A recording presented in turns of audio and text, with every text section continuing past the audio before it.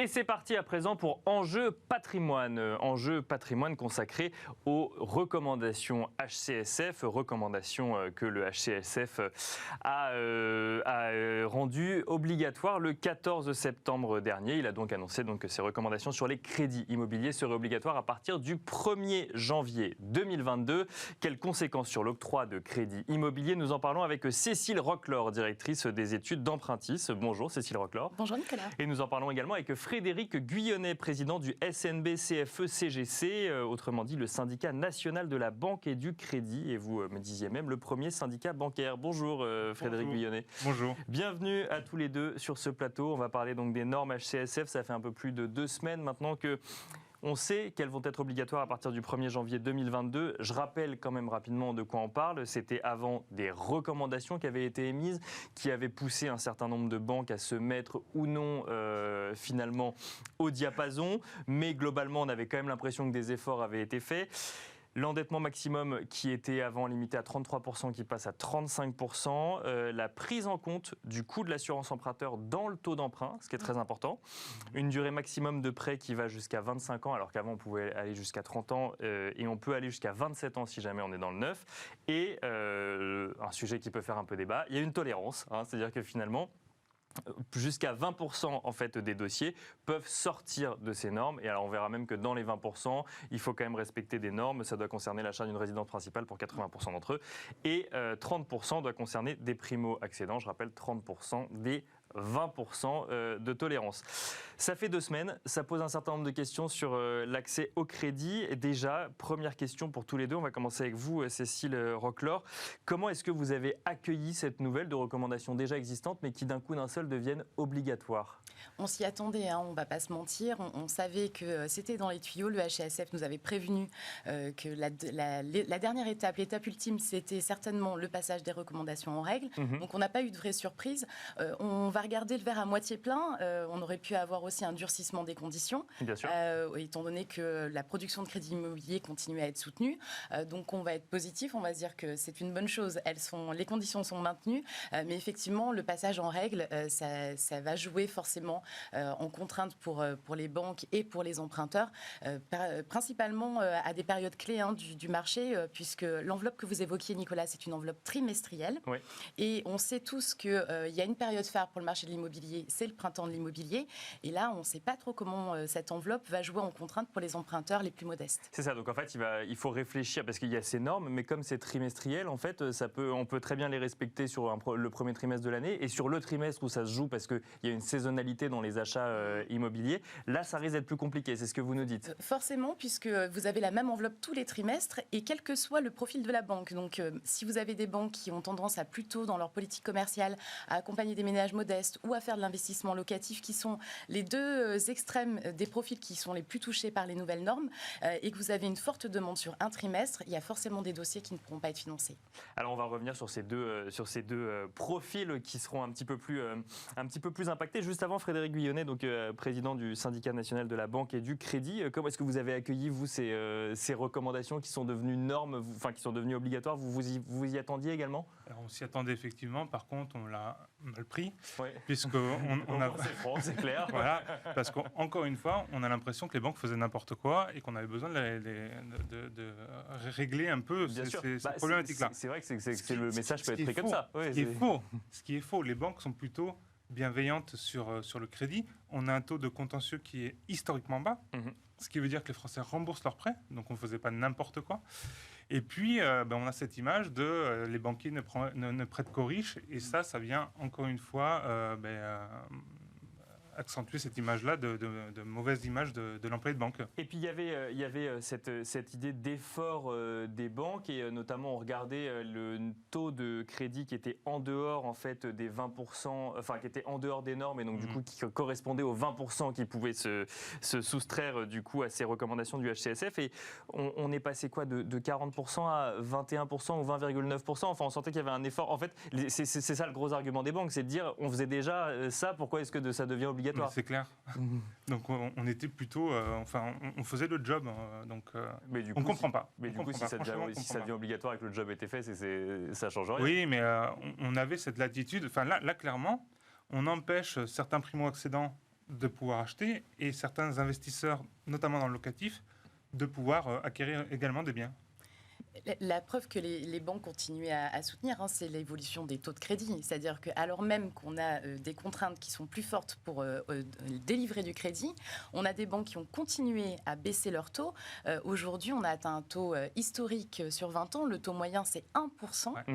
On n'a jamais connu ça. Et pour les meilleurs profils qui regardent certainement votre émission, on va descendre en dessous de 0,7%. Bien sûr. Donc ça demande vraiment la volonté des banques. Il faut un CDI, il faut de l'apport et tout, évidemment. Mais c'est les meilleurs profils. Il y a quelques conditions, mais c'est normal, vous empruntez sur une période longue. Le banquier, ce qu'il va regarder, c'est votre capacité à rembourser au moins dans les 10 premières années. Donc effectivement, il va falloir montrer un peu patte blanche. Et l'apport, c'est une des nouveautés de ces dernières années, puisque si on s'était parlé en septembre 2019, 20% des primo-accédants empruntés sans apport. Aujourd'hui, ils sont moins de 8% à arriver à se financer comme ça. Donc les banques, elles jouent leur rôle et effectivement, elles maîtrisent leur risque et elles apprécient le risque au cas par cas et plus que jamais depuis la crise sanitaire. Alors, deux profils, et d'ailleurs, vous l'avez mentionné tous les deux, il y a des profils pour qui ça va être beaucoup plus compliqué d'emprunter. Frédéric Guyonnet, quel type de profil, du coup ? Les primo-accédants. On imagine qu'avec ces règles-là, on pourrait priver à peu près 100 000 ménages, peut-être un peu plus, de l'accession à la propriété. Et alors pourquoi ? Parce qu'ils ont moins d'apport ? Parce qu'ils n'ont pas d'épargne. D'accord. Et puis, ça va être plus compliqué pour eux d'être dans la norme des 33%, non, 35%. Et alors, c'est quoi le mécanisme ? Ça veut dire qu'en fait, le prix de l'achat est trop cher par rapport à la capacité d'endettement ? C'est ça ? C'est ça. Aujourd'hui, c'est le point qui bloque, clairement. On norme la distribution du crédit, mais on a un sujet majeur sur le marché de l'immobilier. C'est à la fois la disponibilité des biens et les prix des biens, puisque les prix ne cessent de progresser. Bien Donc sûr. aujourd'hui, on joue sur l'autre critère, celui qui ne bloque pas. Et alors, du coup, le fait que l'assurance emprunteur rentre dans le taux d'emprunt, ça, vous voyez une vraie différence, Cécile Reclor ? Ça a un vrai impact pour une certaine catégorie de ménages. Alors, l'assouplissement des 35% avec assurance incluse va libérer des marges de manœuvre pour les primo-accédants jeunes, parce qu'en général, vous pouvez avoir une assurance emprunteur beaucoup moins chère. Par contre, pour les ménages qui ont des difficultés de santé, des problèmes médicaux, là, tout de suite, le prix de l'assurance va monter et il va venir grappiller des points dans le taux d'endettement global et du coup, limiter votre capacité d'emprunt. Et pareil, du coup, pour la durée, est-ce que ça va changer vraiment quelque chose, toujours pour ces primo-accédants ? Ça veut dire qu'on pourra emprunter un peu moins La durée permettait en fait d'étaler plus dans le temps. Ouais. Donc, effectivement, abaisser cette durée-là va impacter aussi ces primo-accédants. Et alors, il y a aussi une autre nouveauté, parce que là, vous nous avez parlé des primo-accédants, et il y a aussi ces investisseurs locatifs. Quand on investit en locatif, dites-moi si je me trompe, mais ça semble quand même assez évident, on achète un bien et on met un locataire dedans qui vous paye un loyer tous les mois, et ça vous crée un revenu supplémentaire.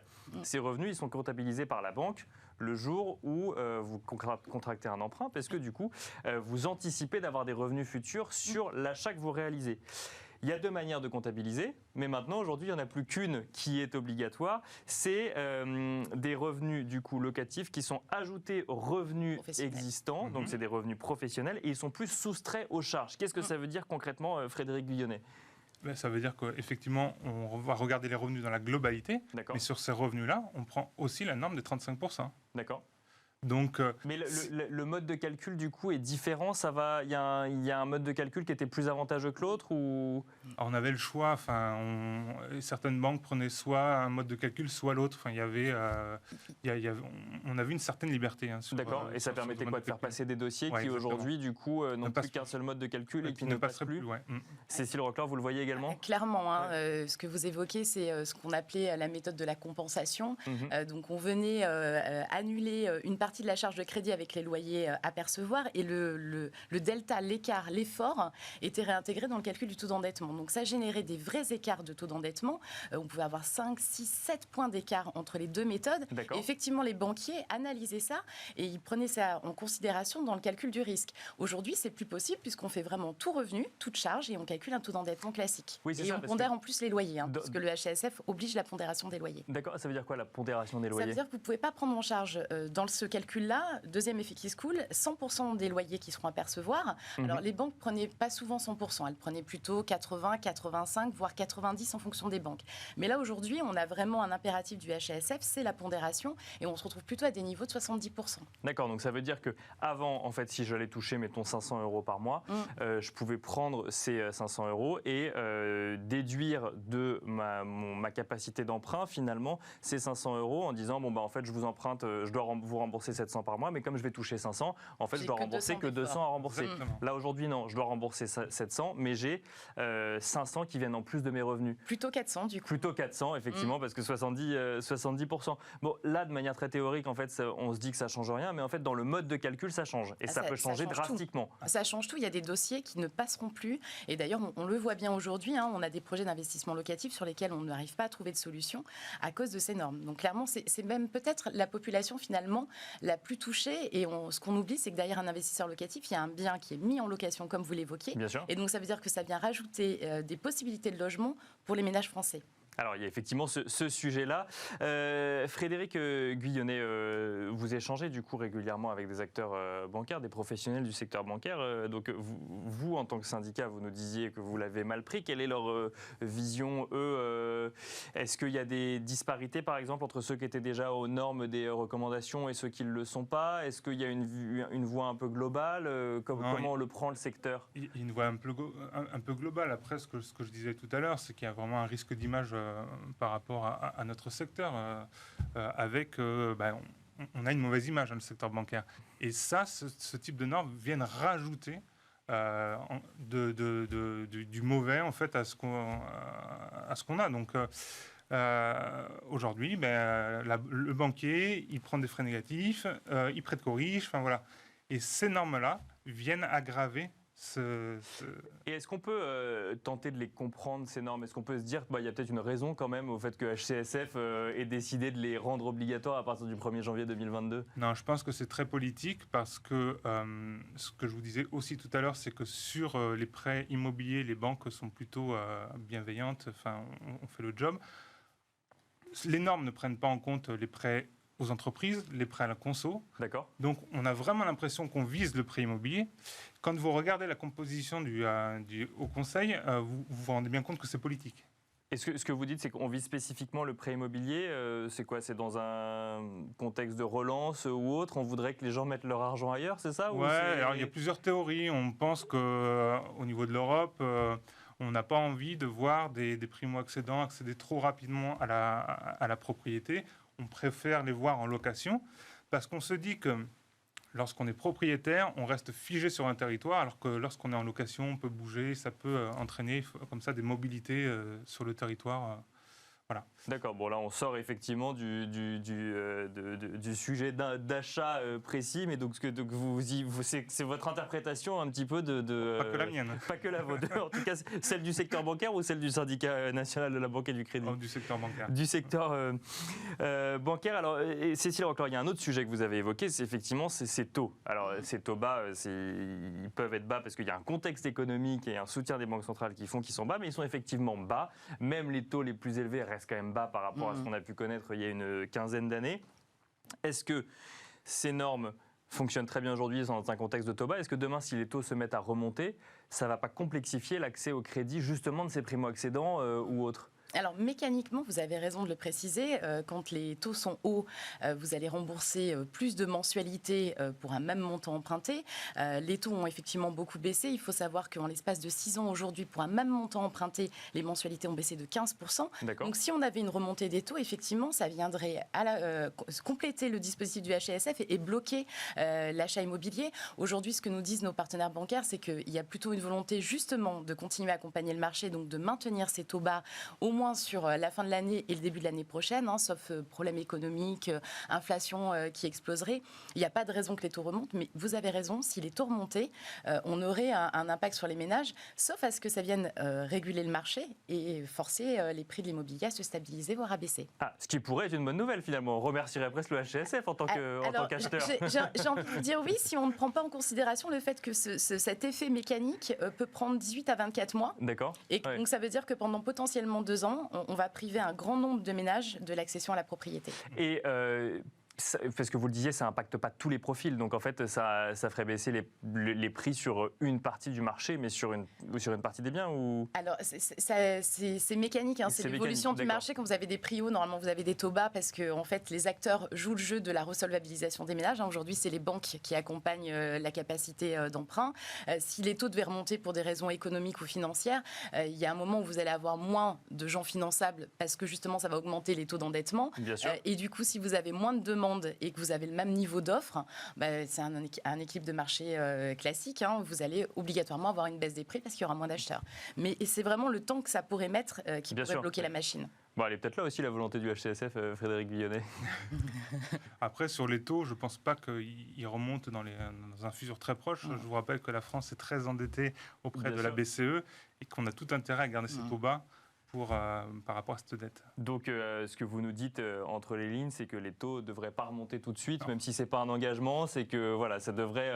Il y a encore un environnement de taux bas pour l'acheteur immobilier aujourd'hui. Je peux vous l'assurer. Vous pouvez vous l'assurer, c'est bien, c'est au moins vous parlez franchement, c'est clair.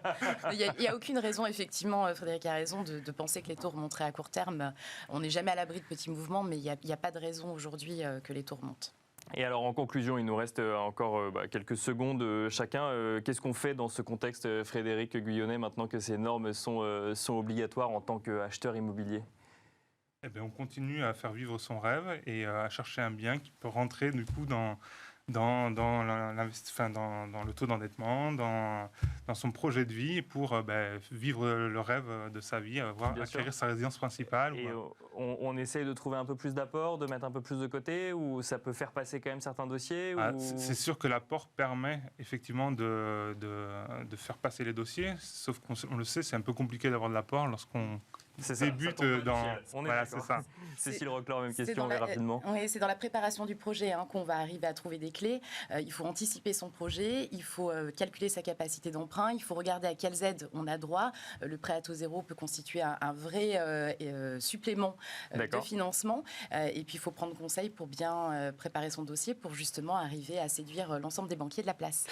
Merci beaucoup à tous les deux. Merci Cécile Roclor, directrice des études d'Empruntis. Merci Frédéric Guyonnet, président du SNB CFE-CGC, le syndicat national de la banque et du crédit. Merci de nous avoir détaillé du coup les conséquences éventuelles des normes, recommandations HCSF qui seront obligatoires à partir du 1er janvier 2022. On se retrouve tout de suite dans la deuxième partie de Smart Patrimoine.